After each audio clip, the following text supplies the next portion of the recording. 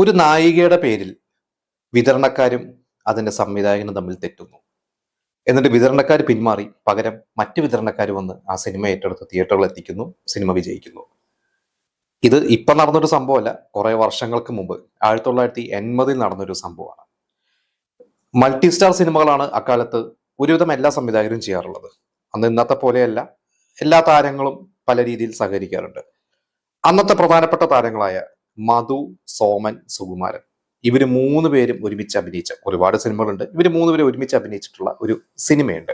ആ സിനിമയാണ് അകലങ്ങളിൽ അഭയം. ജെയ്സി എന്ന അന്നത്തെ ഒരു മുൻനിര സംവിധായകൻ. ജെയ്സി എന്ന സംവിധായകൻ ജയനെ വെച്ച് ശാപമോക്ഷം എന്ന സിനിമ, ജയന്റെ ആദ്യത്തെ സിനിമ ശാപമോക്ഷം, അതിന്റെ സംവിധായകനാണ് ജെയ്സി. അവർ വളരെ അടുത്ത സുഹൃത്തുക്കളായിരുന്നു. പിന്നീട് അവര് തമ്മിൽ തെറ്റി.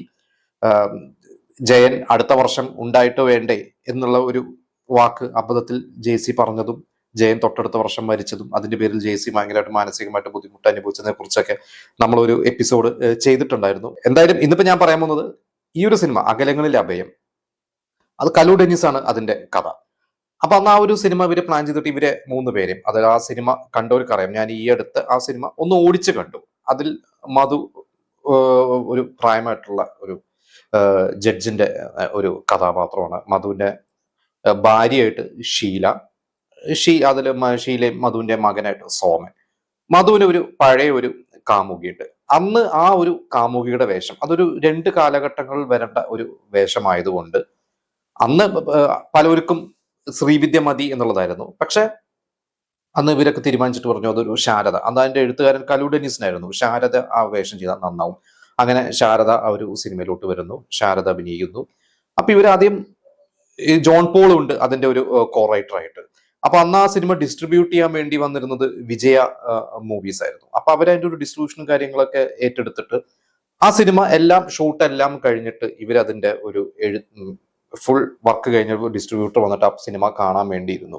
അപ്പൊ അന്നൊക്കെ നമുക്കറിയാം ഒരുപാട് സിനിമകൾ അന്ന് നടക്കുന്നുണ്ട്. അന്ന് റിലീസ് ഡേറ്റ് ഫിക്സ് ചെയ്തിട്ട് വരെയായിരിക്കും പല സിനിമകളും തുടങ്ങുന്നത്. അന്നത്തെ കാലത്തൊക്കെ ഒരു ഡിസ്ട്രിബ്യൂട്ടർ ഒരു തിയേറ്റേഴ്സ് വിളിച്ചിട്ട് പറയും ഓണത്തിന് അല്ലെങ്കിൽ വിഷുവിന് ഞങ്ങൾക്ക് ഇന്ന സിനിമ വേണം എന്ന് പറയുമ്പോൾ ഉടനെ ഡിസ്ട്രിബ്യൂട്ടേഴ്സ് തിയേറ്റേഴ്സിന് ഇടുന്ന അഡ്വാൻസ് മേടിക്കും. എന്നിട്ട് ഈ അഡ്വാൻസ് വെച്ചിട്ട് ഡയറക്ടർക്കും മറ്റുള്ള ആർട്ടിസ്റ്റുകൾക്കൊക്കെ ഒരു ടോക്കൺ കൊടുക്കും. അങ്ങനെയൊക്കെയാണ് അതിന്റെ ഒരു രീതികളൊക്കെ അന്ന് നടന്നിരുന്നത്. നമ്മൾ അതിലോട്ട് കിടക്കുന്നില്ല. എന്തായാലും ആ അതിന്റെ വർക്ക് കണ്ടു കഴിഞ്ഞപ്പോൾ, ഫുൾ എഡിറ്റ് കഴിഞ്ഞ് എന്റെ ഒരു ഫസ്റ്റ് കോപ്പി കണ്ടു കഴിഞ്ഞപ്പോൾ ഇവര് പറഞ്ഞു ഇതിൽ ഷീലയ്ക്ക് വളരെയധികം പ്രാധാന്യം കുറഞ്ഞുപോയി.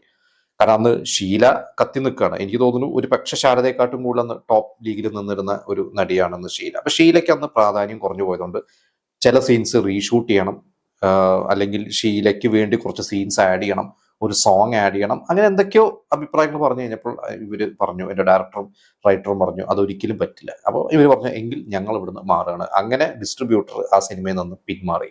പകരം ഏഞ്ചൽ മൂവീസ് ആണ് ഒരു സിനിമ വന്നത്. അവർ ആ ഒരു സിനിമ ഏറ്റെടുത്തു, അവരാ തിയേറ്ററിലെത്തു. സിനിമ അന്ന് സൂപ്പർ ഹിറ്റായി. ആ സിനിമ ഇറങ്ങിക്കഴിഞ്ഞപ്പോൾ ഏറ്റവും കൂടുതൽ കയ്യടി കിട്ടിയത് ശാരദയ്ക്ക് തന്നെയാണ്. കാരണം ആ ഒരു സിനിമ കണ്ടവർക്കറിയാം ശാരദയാണ് അതിൽ കുറച്ച് ഒരു പ്രാധാന്യമുള്ളത്. കാരണം പഴയ കാമുകിയും അതിലെ മകനായിട്ടാണ് സുകുമാരൻ. പക്ഷെ ഇന്ന് കാണുമ്പോൾ അതൊരു കൗതുകമാണ്. കാരണം അന്ന് ഇവരുടെയൊക്കെ പെയറായിട്ട് സോമനും ഷീലയൊക്കെ അഭിനയിക്കുന്നുണ്ട്. അവരൊക്കെ പെയറായിട്ടൊക്കെ അഭിനയിക്കുന്നുണ്ട്. ഇതിൽ ഷീലയുടെ മകനായിട്ട് സോമൻ അഭിനയിക്കുന്നു, ശാരദയുടെ മകനായിട്ട് സുകുമാരൻ അഭിനയിക്കുന്നു. ആ വർഷം എനിക്ക് തോന്നുന്നു അങ്ങനെ ഒരുപാട് സിനിമകളുണ്ട്. കോളിളക്കം എന്ന സിനിമയിലൊക്കെ ഇതുപോലെ തന്നെ മധുവിന്റെ മക്കളായിട്ടൊക്കെ ഇവരൊക്കെ അഭിനയിച്ചിട്ടുണ്ടല്ലോ. എന്തായാലും അന്ന് ശ്രീവിദ്യക്ക് പകരം ഈ ഒരു തിരക്കഥാകൃത്തിന്റെ നിർബന്ധം കൊണ്ടാണ് അതിൽ ശാരദ വന്ന. ശാരദയ്ക്ക് അത് വലിയൊരു ഗുണം കിട്ടി. പക്ഷെ ഇതിന്റെ മറ്റൊരു കൗതുകം, അതിനുശേഷം കലു ഡെന്നിസിന്റെ ഒരു സിനിമയിലും ശാരദയ്ക്ക് അഭിനയിക്കാൻ പറ്റിയിട്ടില്ല. എനിക്ക് തോന്നുന്നു ശാരദ അത് കഴിഞ്ഞിട്ട് സിനിമയിൽ നിന്ന് ഒരു ബ്രേക്ക് എടുത്തു. പിന്നെ അവര് കുറെ കാലം സിനിമകളിൽ അഭിനയിച്ചിട്ടില്ല. എന്തായാലും അകലങ്ങളിൽ അഭയം 1980 അന്ന് തിയേറ്ററുകളിൽ എത്തിയത്. എനിക്ക് തോന്നുന്നു ഞാനൊന്ന് റെഫർ ചെയ്ത് നോക്കിക്കഴിഞ്ഞപ്പോൾ അതൊരു മെയ് മാസമാണ് അന്ന് തിയേറ്ററിൽ ഇറങ്ങിയിരിക്കുന്നത്. എന്തായാലും അന്നത്തെ ഒരു മൾട്ടി സ്റ്റാർ പടമായതുകൊണ്ട് അന്നത്തെ പ്രേക്ഷകരെല്ലാവരും അത് ഇടിച്ചു കയറിയ ഒരു സിനിമ കണ്ടിട്ടുണ്ടോ? പ്രത്യേകിച്ച് സോമനും സുകുമാരനും രണ്ടുപേരും അന്ന് ഈക്വൽ ഒരു താരമൂല്യമുള്ള നടന്മാരാണ്. അന്നത്തെ യുവ താരങ്ങൾ, യുവ സൂപ്പർ താരങ്ങൾ എന്ന് തന്നെ വേണമെങ്കിൽ പറയാം.